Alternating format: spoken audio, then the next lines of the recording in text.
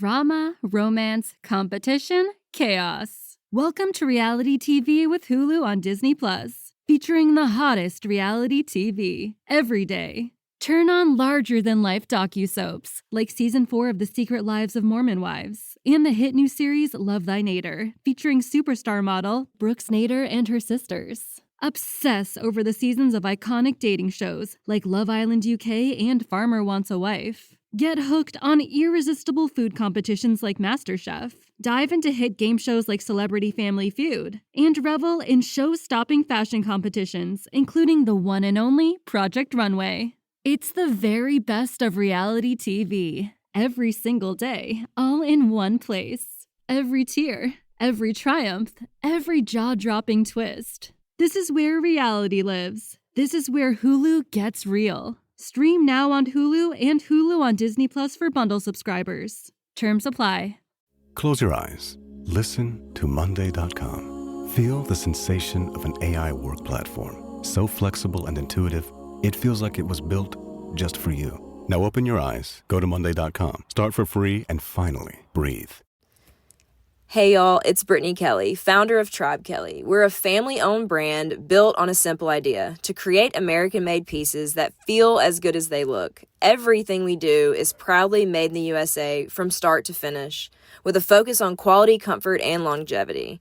These are the kinds of pieces you live in, the ones that get softer with time and stay with you for years. If you haven't checked us out yet, come see what we're all about at tribekelly.com. How would you like a 15% discount to my daily email, the stack of stuff, the show notes, discounts to the conference, all of that? All you need to do is text the word show to 33777. You'll get the annual subscription with a 15% discount to my daily email. You'll get the stack of stuff, the links to the show notes, discounts to the conference, and so much more. All you have to do is text the word show, SHOW, to 33777. Text show to 33777.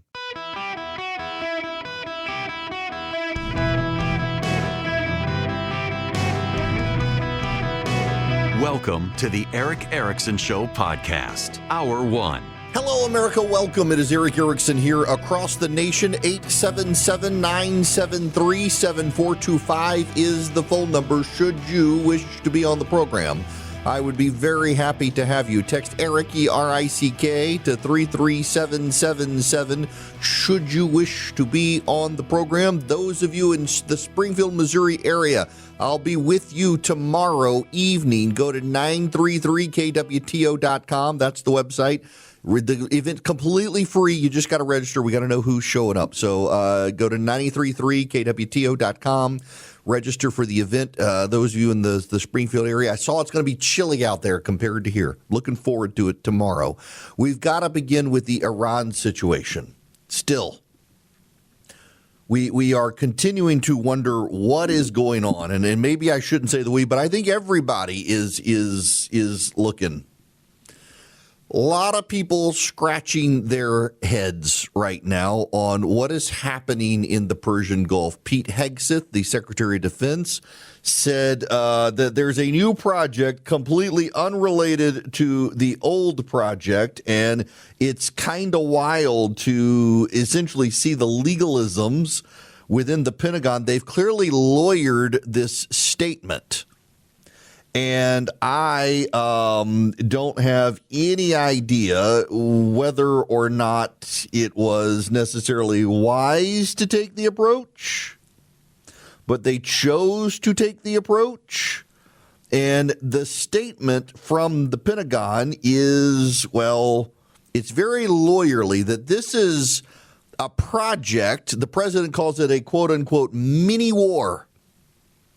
It's a project. It's not an operation. It's defensive. It's not offensive. It is something. It's not nothing. It's kind of odd, the direction in which the Pentagon has gone. But what it is about the War Powers Act. The War Powers Act requires that Congress vote to sustain a military operation after 60 days. So the president has said, we don't have a military operation in Iran anymore, so you don't have to deal with the War Powers Act. and then is now saying we have something new. It's a new project in the Middle East, in the Strait of Hormuz. It's a military operation, but it's not a war. It's something. It's Project Freedom. Did U.S. Central Command to restart the free flow of commerce through the Strait of Hormuz under the umbrella of Project Freedom. To be clear, this operation is separate and distinct from Operation Epic Fury. Project Freedom is defensive in nature, focused in scope, and temporary in duration, with one mission: protecting innocent commercial shipping from Iranian aggression. American forces won't need to enter Iranian waters or airspace. It's not necessary. We're not looking for a fight, but Iran also cannot be allowed to block innocent countries and their goods from an international waterway. Iran is the clear aggressor, harassing civilian vessels, threatening mariners from every nation indiscriminately, and weaponizing a critical choke point for its own financial benefit, or at least trying to. For too long, Iran has been harassing ships, shooting at civilian tankers from all nations, and trying to. That's the Secretary of Defense. But then you had General Kane, Dan Kane, not Dean Kane, the actor, Dan Kane, the general, say this about Iran. Gulf of Oman and up in the Arabian Gulf. Since the ceasefire was announced, Iran has fired at commercial vessels 9 times and seized 2 container ships. And they've attacked U.S. forces more than 10 times, all below the threshold of restarting major combat operations at this point. You can also see the group of tankers and cargo vessels in the U.S. blockade line, as I mentioned. As a result of Iran's indiscriminate attacks across the region, there are currently 22,500 mariners embarked on more than 1,550 commercial vessels trapped in the Arabian Gulf, unable to transit. In addition to shipping, Iran has continued to deliberately attack its neighbors. Just yesterday, Iran attacked Oman once and the UAE 3 times, including an attack on Fujairah oil terminal, which was successfully defeated. They also launched cruise missiles, drones, small boats at U.S. forces defending commercial shipping in the Straits, and United States Navy MH-60 helicopters and Army AH-64 Apache helicopters successfully defeated those threats. Thus far, today is quieter. Let me describe this defensive operation just a few clicks down for you. As the Secretary said, Project Freedom is designed to protect commercial shipping and help restore the flow of commerce through the Strait and sustain freedom of navigation. That's General Kane. So the Iranians have still been attacking and firing missiles, and yet we're pretending it didn't. The UAE said that they expect an American response by sundown Eastern time today because the UAE's oil facility was bombed. And the president and the Pentagon team are essentially saying, nope, we're pretending it didn't happen. This is one more from Pete Hegseth. 2 U.S. commercial ships, along with American destroyers, have already safely transited the strait, showing the lane is clear. We know the Iranians are embarrassed by this fact. They said they control the strait. They do not. So American ships led the way, commercial and military, shouldering the initial risk from the front, as Americans always do. And right now, hundreds more ships from nations around the world are lining up to transit. CENTCOM, along with partner nations, is in active communication with hundreds of ships, shipping companies, and insurers. All of these ships from all around the world want to get out of the Iranian trap that they have been stuck inside. What are we doing here?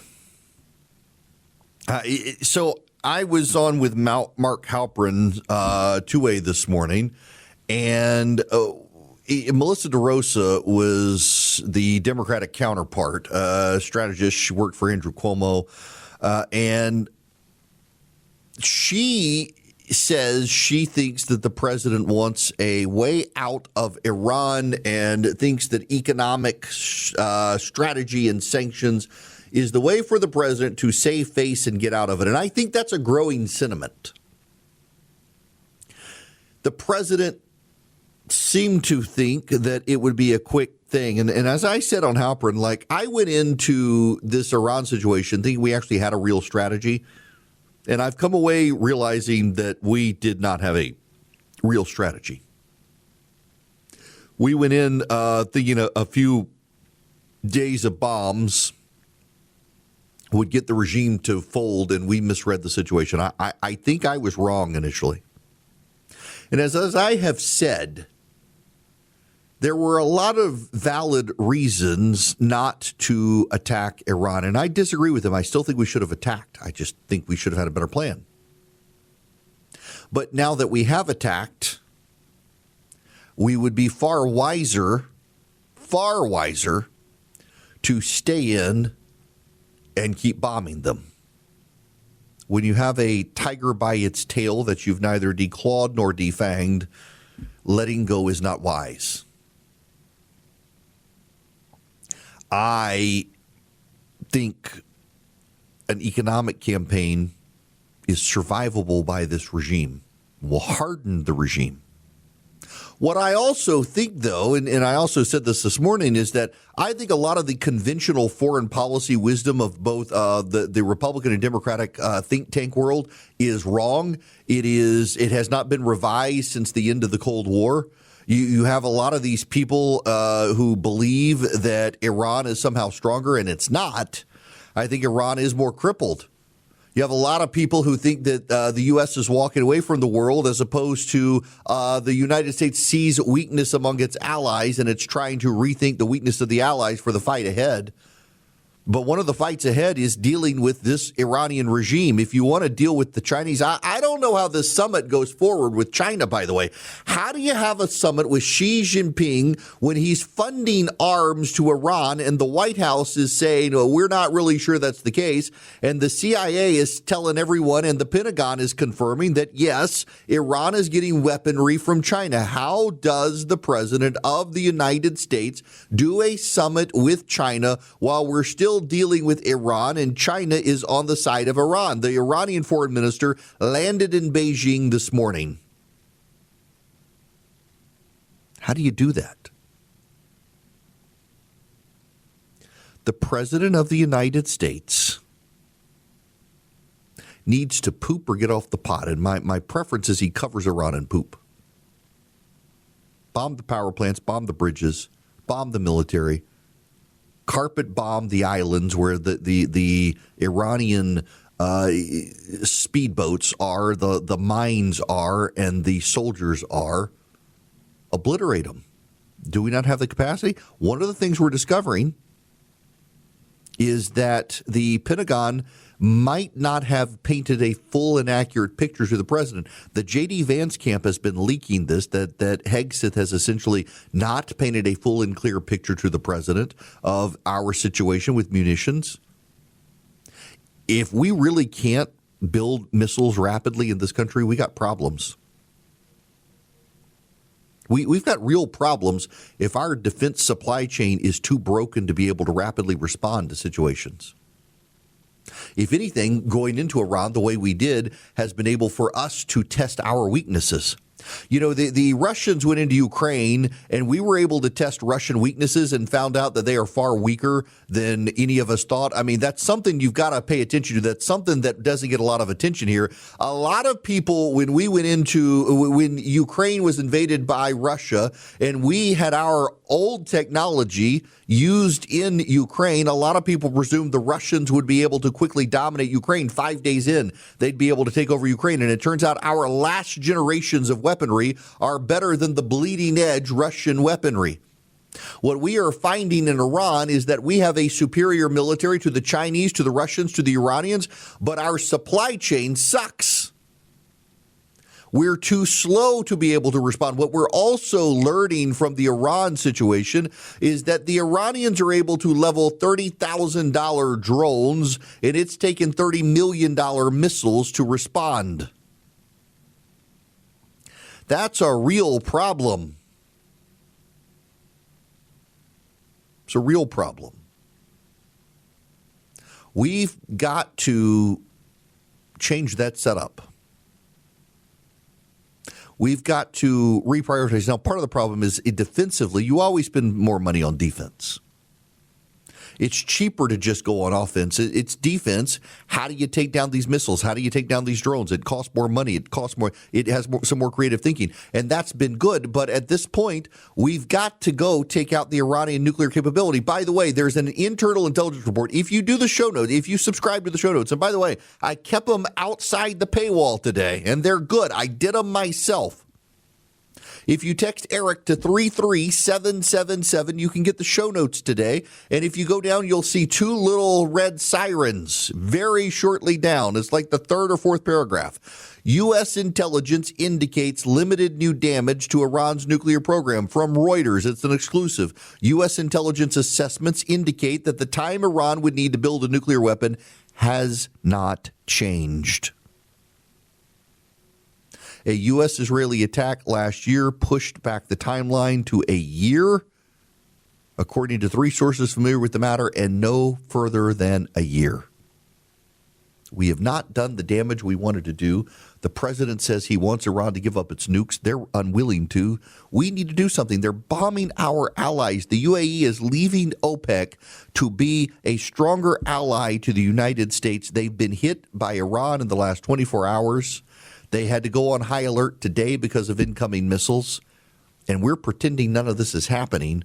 That's not sustainable.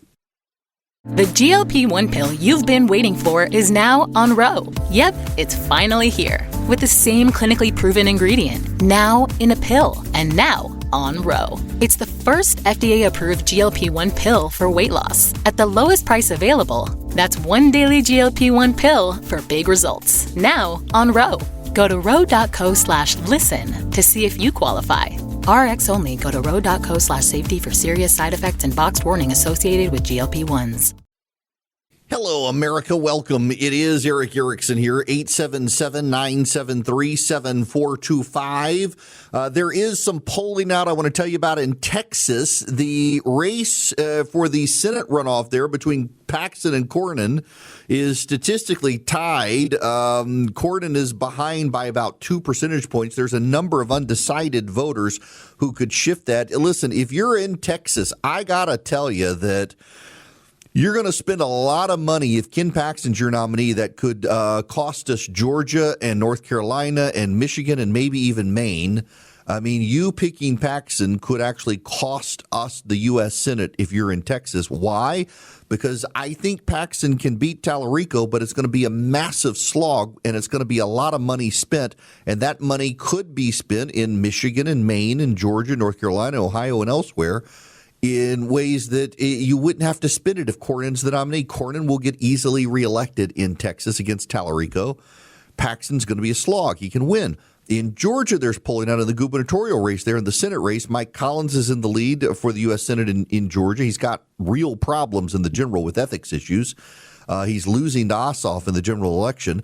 And in the Brad Raffensperger and Chris Carr getting a little bit of momentum because everyone else is exhausted by the mudslinging between Rick Jackson and Burt Jones. But Jackson and Jones are statistically tied in a new AJC poll for governor in Georgia.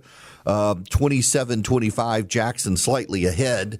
They're probably headed into a runoff there, and that's just going to be a nasty runoff. I got to tell you, I hear all the time at this point in Texas and in Georgia, people just want some positive closure to the campaign. People are exhausted by the mudslinging in Georgia between Jackson and Jones. People are absolutely exhausted by it. And same between the Cornyn Paxton race in Texas. People are just exhausted by the mudslinging and want a positive message. They're not getting it. They might not.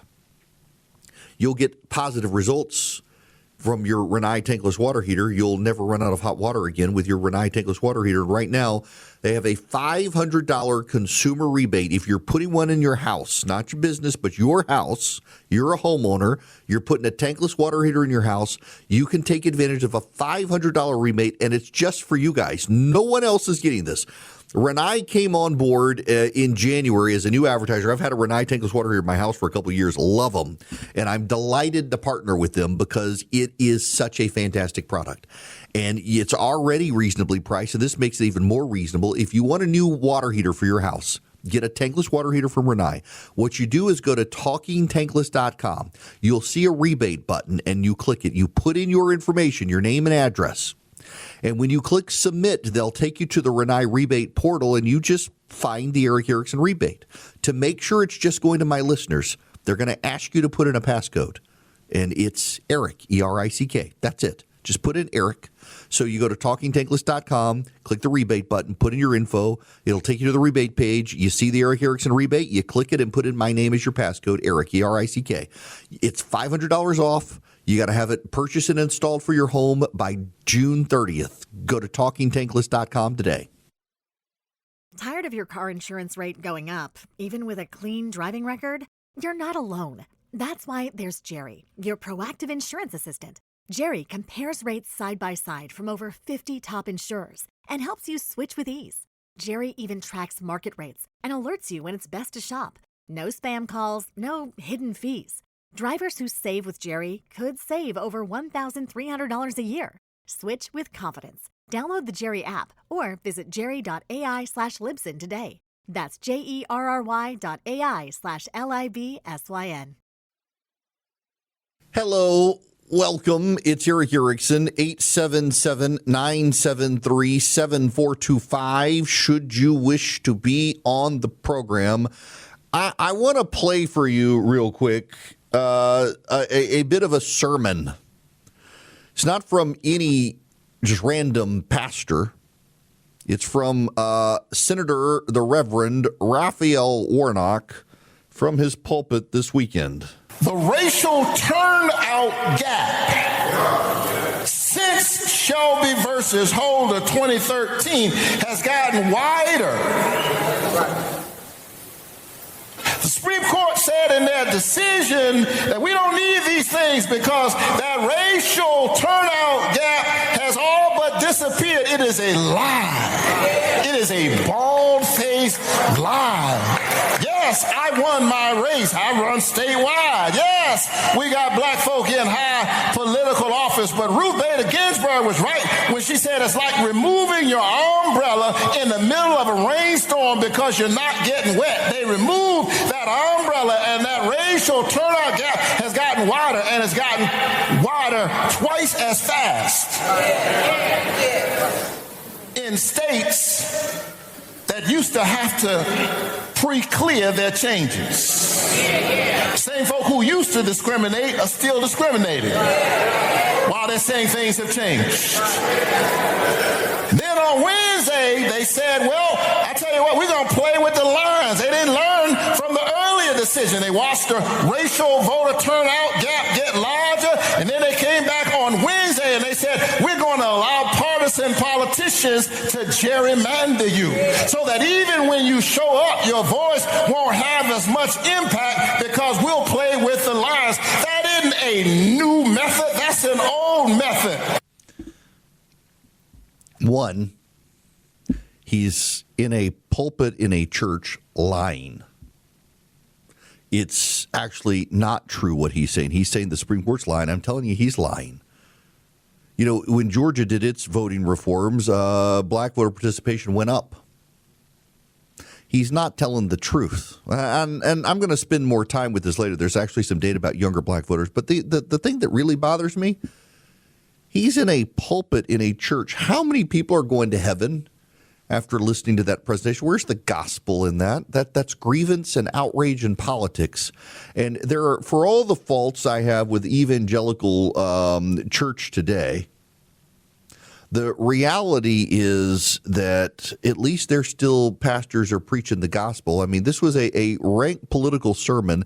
Not a single person who heard that heard Jesus or heard about salvation. They had their ears scratched and tickled by a politician preaching politics from a pulpit in a church. And if you want to understand why in the black community today, there are a lot of people who are embracing a lot of things the Bible says are clear sin, is because they're going to churches like this with politicians in the pulpits instead of pastors who actually preach the gospel message. And that's why increasingly there are a lot of evangelical churches in this country that are led by white pastors who are seeing non-white Christians come into their pulpits because they want their souls fed, not their politics affirmed. It's just wild to listen to. That is an actual Sunday sermon from a supposed reverend, all about outrage at the Supreme Court, telling these people that they're victims somehow. Just pathetic. What's not pathetic? Vision Computers. If you need a computer from Vision Computers, they can build you a computer. Not only can they build you the computer, you get their world-class tech support for free with the new computer. If you just want the world-class tech support, well, you can get that from Vision Computer as well, for yourself, for your home, for your office, for your parents, for your kid. Anybody who's got a computer, and what sets them apart from others is they're not using AI chatbots. They can teach you how to use AI effectively for your home or your business, for your work, but they themselves rely on actual human beings to answer the phones and help you. If you ever have a question about your computer, if you ever have a concern, ever have a problem, they can even remote in. They do email support. They do printer support, all the stuff you need. Vision Computers can do it for you. So your employees or yourself, you can be really productive at your job and let them be productive at taking care of your computers. You don't want the one-size-fits-all big box store computer because it's not your computer. It's designed for the masses, not for your needs. And you're not going to get the level of support you get from Vision Computers. They can save you money and get you a great machine, a machine that's upgradable over the lifetime of the machine, so you don't have to keep buying new computers. You just upgrade. They can even upgrade your existing computer. They can transfer everything over from your existing computer as long as it's Windows 11 compliant. So everything is just like it was, but it's new and better and shiny with their tech support. 404-COMPUTER, visioncomputers.com. Give them a call, 404-COMPUTE. If you got the show notes today, you text Eric to 33777. I have embed tweets down at the bottom, tweets that caught my eye. What is extremely notable to me is the gender radicalization gap. Women, for 18-year-old women starting to enter college, there is a drop in radicalization. In fact, there's been a 6-point shift towards Donald Trump since 2020 and 2024 for young women, but they are overwhelmingly radicalized compared to young men. In fact, the data suggests, by and large, young men have not moved right. They've just stayed the same. This is a prevailing theme in American politics today where people are standing put. They're not actually shifting. The world around them is shifting, and suddenly these people find themselves to the right of where they were, not because of their political view shifting, but because the world around them has gone nuts and gone left. Young women in this country rapidly shifted towards progressivism by about 2020. It is such that in 2020, almost 60% of women identified as liberal, and only about 32% of men identified as liberal. And by the way, the number of men who identify as liberal now has fallen towards 20%. The number of women has fallen to about 45% because of the excesses of progressivism. But it's still wild to watch the radicalization of young women compared to young men. Young men aren't necessarily more conservative, although they identify as more conservative. It's because women have gone nuts in this country. Now, women have actually gone kind of nuts in this country. And I don't mean that pejoratively. They've gone just wackadoo liberal on a host of things. My daughter, by the way, she's single, gentlemen. She is pretty conservative. I mean, she is a pro-life, Ben Shapiro listening conservative young woman. And she's surrounded with a friend group that is fairly similar, and she's noticing that as people she comes into contact with, young women she comes into contact with, spend more time online, they're picking up wackadoo views. And in fact, this corresponds to a study that's come out. Why are young women increasingly more progressive than young men? Because women, this isn't to offend you, it's just the truth. The truth is not meant to hurt you, it's just the truth. Women tend to reason with emotion more than men. You know that's true. You may not want to admit that's true.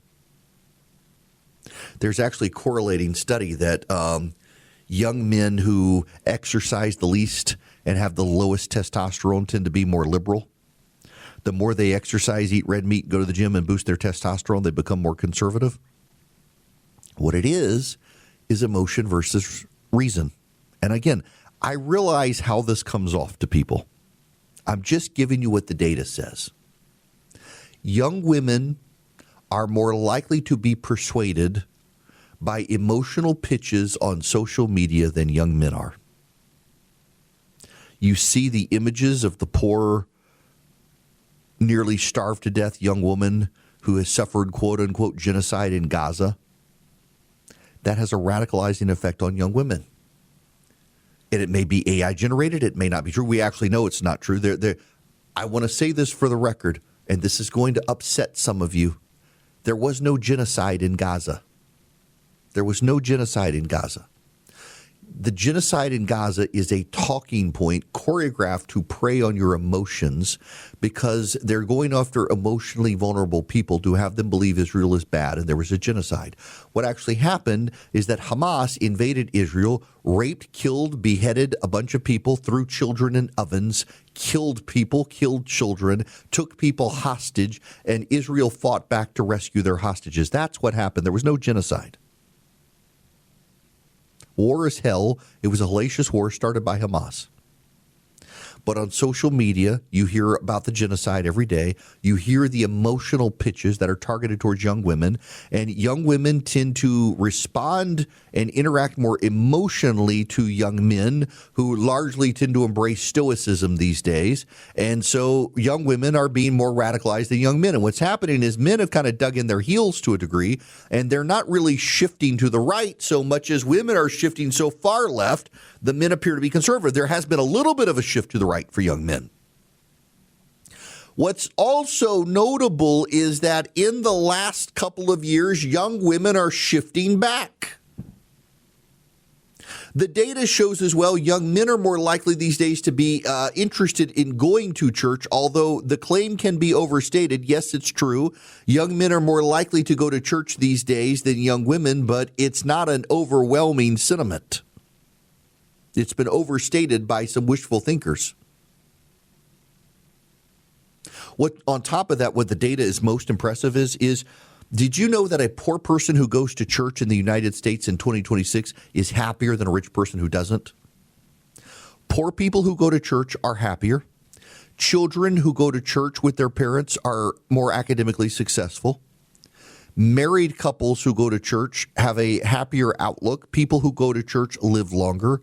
Kids who go to church tend to academically outperform others. And by the way, women who go to church are less likely to be emotionally hijacked by progressives on social media. It's one of the reasons the left, the seculars, hate church so much. You go to church, you tend to be more conservative. You go to church, you tend to be happier. You don't need drugs. You go to church, you tend to have a better outlook on life. You don't need a therapist. You go to church, your kids tend to perform better in school.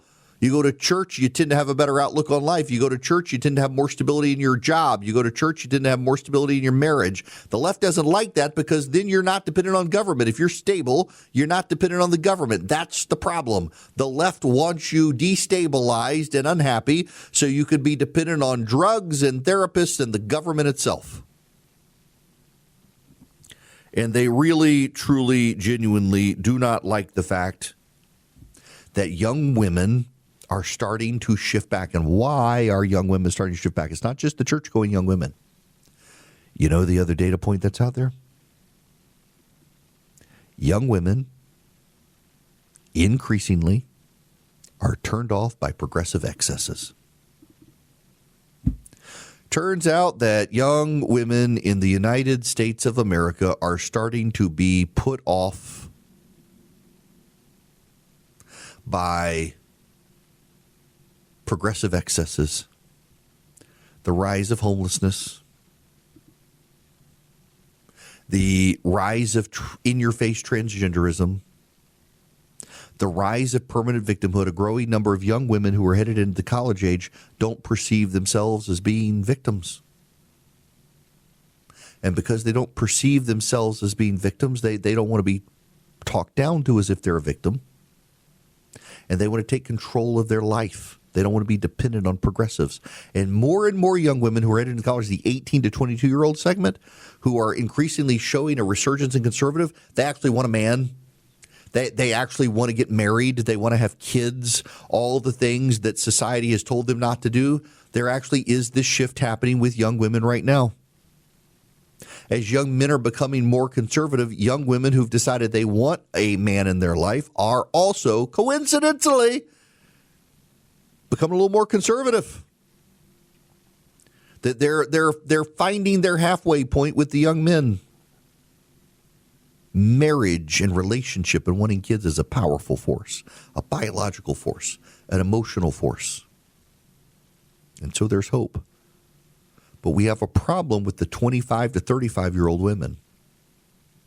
The 25 to 35-year-old women out there, they are unhinged and unmoored and disconnected from society. They are fueled with rage and victimhood.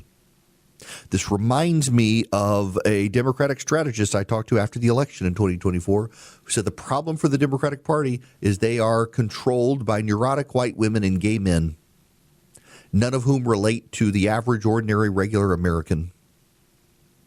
And if the Democratic Party cannot figure out how to relate to ordinary Americans, it's going to turn people off. And there is data that young black voters and young women who are just getting to voting age are being turned off by the radicalness of the progressives in the Democratic Party and the demands that you always be a perpetual victim. People typically don't want to be victims.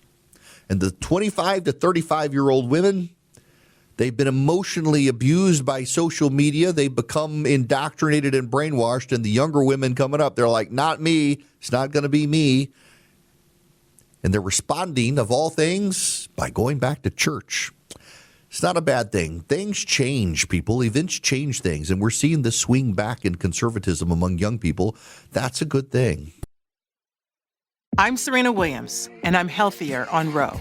I've lost 34 pounds in a year with GLP-1s, diet, and exercise. On Ro, you can access GLP-1 options, including the first FDA-approved GLP-1 pill for weight loss. Go to ro.co/journey to see if you qualify. 14 to 20% average weight loss in 1 year in non-diabetics with obesity or overweight with a weight-related medical condition versus 2.2% to 3.1% in placebo arm. RX only. To stay informed about serious side effects, go to ro.co/safety.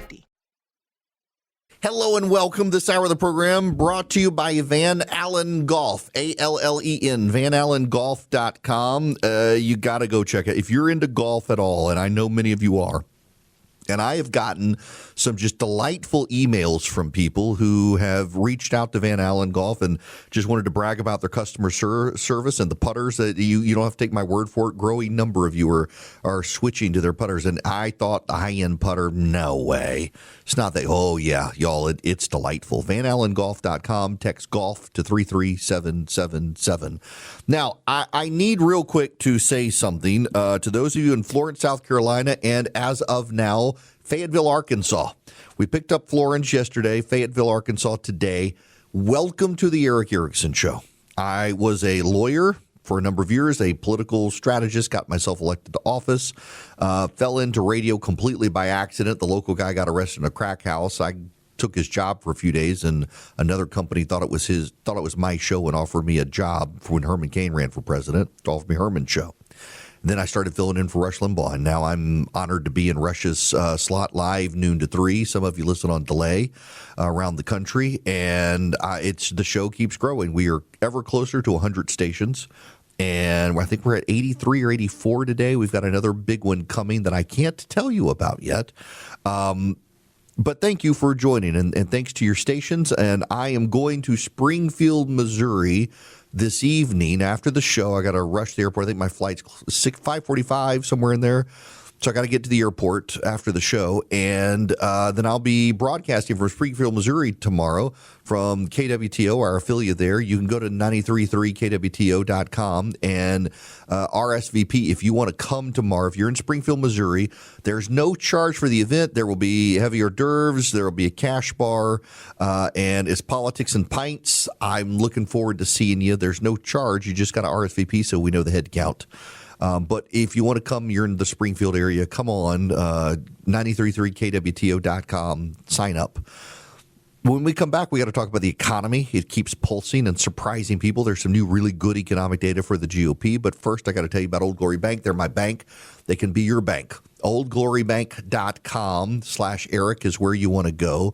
OldGloryBank.com/Eric. If you need a custodial account for your kids, if you need invest in CDs, you need a mortgage, Old Glory Bank can help you. They're a full-functioning, full-service bank. If you are a veteran or you're a first responder, Old Glory Bank would love to work with you. If you're active duty military, first responder, they waive some fees. They've got Old Glory Protect, $100,000 line of duty benefit. If, God forbid, something happens to you, all you need is a checking account and direct deposit. OldGloryBank.com/Eric. They are a fantastic bank. You can deposit cash. They're very innovative. They've got great bill pay tools. They've got great budgeting tools. OldGloryBank.com/ERICK. You find out more at OldGloryBank.com/Eric. They are member FDIC. They are an equal housing lender. Terms and conditions apply, and they actually are my bank. I got a no-fee check and a no-fee savings account. You can even get one of the premium accounts if you wanted. They're great for businesses, too. Tired of your car insurance rate going up, even with a clean driving record? You're not alone. That's why there's Jerry, your proactive insurance assistant. Jerry compares rates side by side from over 50 top insurers and helps you switch with ease. Jerry even tracks market rates and alerts you when it's best to shop. No spam calls, no hidden fees. Drivers who save with Jerry could save over $1,300 a year. Switch with confidence. Download the Jerry app or visit jerry.ai/Libsyn today. That's JERRY.ai/LIBSYN.